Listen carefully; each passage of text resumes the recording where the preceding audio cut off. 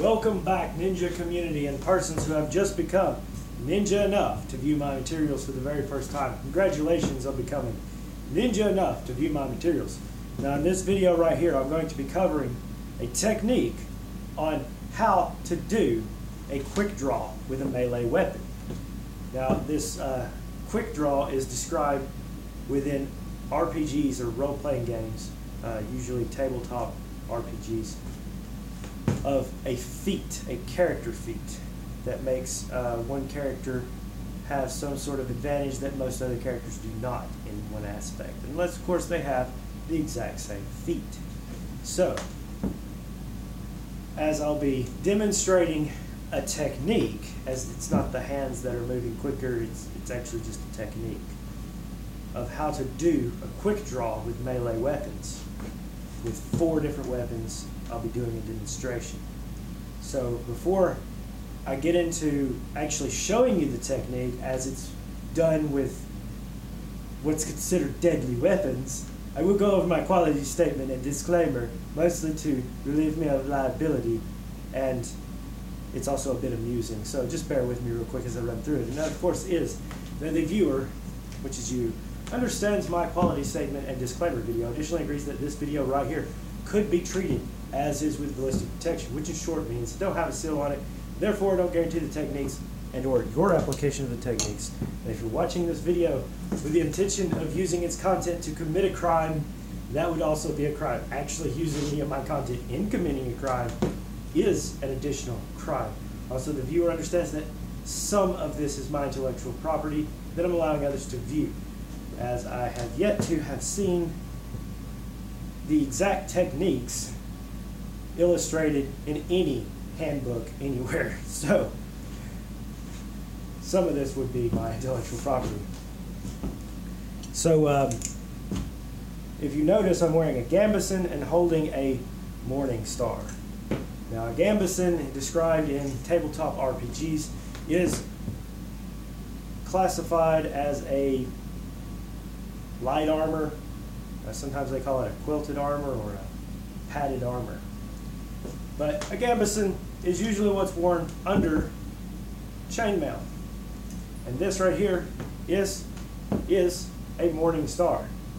Now I might call this morning star mace at some point in this video, because a morning star is a mace, but not every mace is a morning star. For it to be a morning star, it would have to be a 2-handed mace and spiked on the end of it specifically. Even if a character can effectively wield a morning star, a 2-handed weapon, one-handed. Okay, so this is actually probably what would be considered a masterwork morning star. Okay, so it's important, if the character is going to be using the quick draw feat, it's important to take note of where the character has their weapon or weapons, as rifling through your bag or an inventory list is not very practical to be doing that in the midst of battle or combat. The technique simply comes straight out at your opponent, as this follows through with other movements that do not flag my movement. It doesn't flag the strike, right? The quick draw feat is described as basically on an attack, you would, even if you would have to draw your weapon, on an attack, the drawing part would be done as a free action. And there most definitely would be done as a free action. If you notice, actually striking is part of the drawing of the weapon, right? As part of the technique of it. Now this is something that a character might know that the player might not know, which is kind of funny because usually it's the players that know something that the characters don't. Now if you notice, when I did this strike, right, straight out, and this strike, this third strike, if my opponent had either dodged or had actually taken one or both of those hits, right? The third strike might be done where my opponent is at a situation of disadvantage, or I might be in a situation of having an advantage. That's why that third strike in that combo would usually get a critical hit, right? From there, as a character without that feat would usually do drawing the weapon and then draw it back like this. Now, if they had done this against a character, especially one that had the combat reflexes feat, this moment where they had drawn the weapon back like this, or even done it, quickly, it might provoke an attack of opportunity. That at that point is where I would close the distance and take an attack of opportunity against someone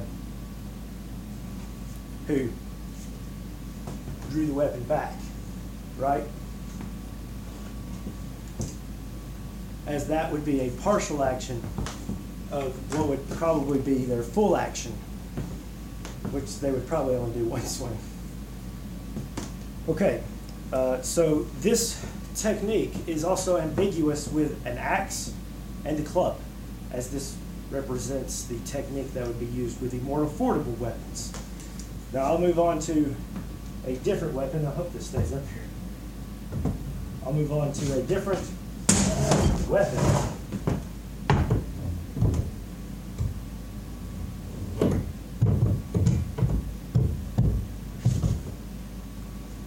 Okay.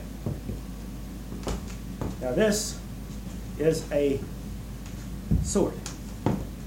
More specifically, this sword is what's referred to as a hand-and-a-half sword, or a bastard sword. Now, how this weapon was usually drawn in battle was usually from whoever wields its page. They would run in the midst of a battlefield, kneel down, present the sword. The person who wielded it would usually draw it from their page by putting their foot on their shoulder and pushing them nearly to the ground. Now, there's some techniques that could be done from drawing it from a page, but I'm going to be covering in this video a few techniques that one could use the quick draw feat without having a page. So, usually, as a quick draw with this weapon, especially if, say I was a character in an RPG tabletop game, and I needed to use a quick draw, especially if it was as an attack of opportunity against an opponent, it would probably be if my opponent were here, it would probably be a brim shot to his face using the pommel, right? Which wouldn't require any more skill from a fighter to know how to use the pommel, right? It is just, like, as soon as someone puts their hands on it, they could do the strike with both hands, or they could do it with one hand, right? But with both hands, would probably be a bit more, adding that strength modifier. I believe you get also your half of your strength.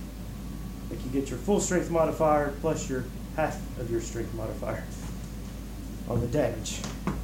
And that pommel is definitely set up to do some damage. But drawing the blade, the slashing and piercing end, would require a bit more skill. And as I seem to not have my sword frog, I will still attempt to do the technique. As this is a long blade, would require a lot of skill to do a quick draw. Now you see this chop from the straight blade. What usually follow that would be a dragging slice, or another option is still another dragging slice. Now, I'll come back to that dragging slice here in a minute. that dragging slice.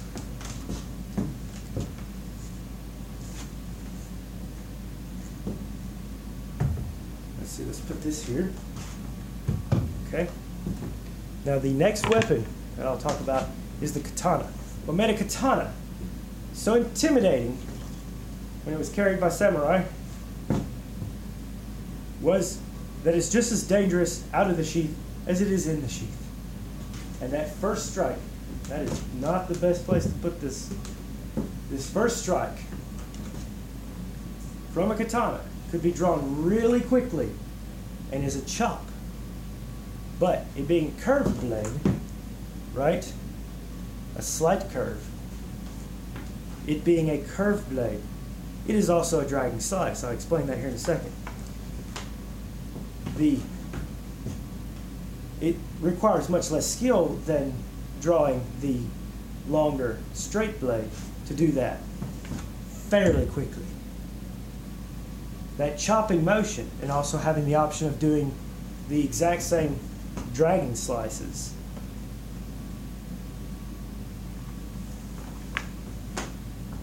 that initial strike and it being a curved blade makes every chop also a pull and cut. As the blade is slightly curved, it's nearly impossible to do a chopping motion. If you notice the blade kind of drags as it chops, it would be nearly impossible to do that chopping motion without doing a dragging slice. That is basic physics, and every supposed sword expert out there should understand that. Perhaps I'm just a genius. Okay, going back to this move that's also ambiguous with long swords, or longer swords. It's not quite that effective with something called a great sword, which would be the blade would be from my upper chest down. That dragging slice, right, was so devastating, right? That dragging slice was so devastating that it is specifically mentioned in manuals of historical European martial arts from the medieval and Renaissance era of why they started using blunted swords in competitions, because people were accidentally dying in competitions. It wasn't the chop that was the written reason of why they started using blunted swords. It was that dragging slice, the pulling cut across chainmail. And chainmail being one of the things that, about the only thing that you could wear near the neck, and just under that would be just a little bit would be what you see of this gambus in here. And this sword here, it only takes about 6 inches from a pulling cut, like a dragging slice, from this sword specifically, to cut through it 1/8 of an inch of chainmail. And chainmail back then was not much more advanced than it is now. There's a different type of armor when fencing became popular, but that I'm talking more specifically about chainmail. That pulling cut across here over chainmail was the reason, specifically mentioned, that the reason they started using blunted swords in tournaments in the medieval Renaissance era. Now, the other weapon that I'll be talking about is the more affordable side, as a katana took at least 5 experts in various different specialities to complete, because the metal quality in that area in the world was so bad that it took a lot of processing to complete a katana. One of the more affordable ends was something that just about every person had, which was a sai, because it was initially a farming tool. Now, the sai began as a farming tool and was something that just about everybody had, it would be about as common as someone saying, do you have a hammer in your house? Well, of course you have a hammer in your house, whether it's a wall hanging hammer or a 3 or 4 framing hammers. It's something that just about everybody has. And if you don't have one, at some point you're probably going to go get one. But the technique of the quick draw is much similar to the mace, which is just straight out, right? And additionally,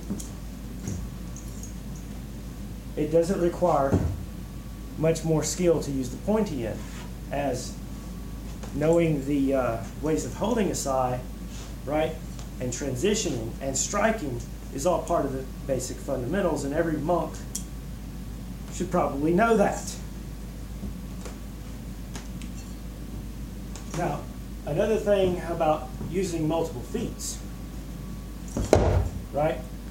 The improved 2-weapon fighting feat. There shouldn't be an issue with using improved 2-weapon fighting and quick draw and the pointy end, unless I'm some epic level person. So if you've watched the video so far, you should most definitely hit like, hard like a ninja, and subscribe to my channel to be alerted for when I do videos on YouTube. Like, comment, subscribe, and share. Check out my other videos. Now, one of my favorite things about RPGs, especially tabletop RPGs, is that it is very good shinobi training, as one would be role-playing a character. Now, one of the easiest things to do when playing a character is to play an aspect of yourself. Don't make up something too bizarre, but one of the easiest things is to just take some of your own qualities and kind of probably take something about yourself you don't like and build on it and kind of exaggerate it. Those make the best type of role-playing situations. But I've had a lot of fun playing tabletop RPGs. I hope this video helps with someone's, I suppose, squabble. As feel free to leave a comment if you have a question about some sort of game mechanic. I really hope they reintroduce quick draw. Well, I'm not sponsored, so I won't mention any brands. So until next time. Oh, you can share the video with people who are ninja, but not with people who ought to be ninja, because they might accidentally learn something. So until next time, my friends, stay ninja.